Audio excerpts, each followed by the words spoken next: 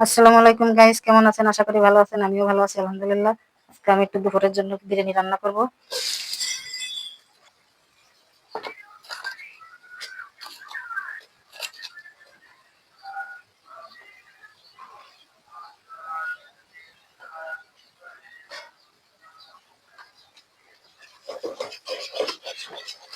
সবাই বলে যে মানুষের ভাগ্যের চাকা ঘুরতে কতক্ষণ, কিন্তু আমার তো ভাগ্যেই নাই, তার চাকা ঘুরবে কেমনে?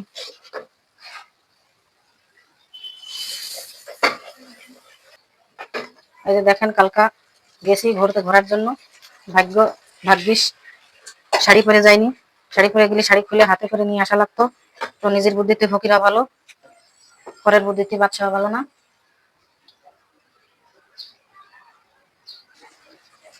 চালটা কষানো শেষ, এখন পানি দিয়ে দিলাম।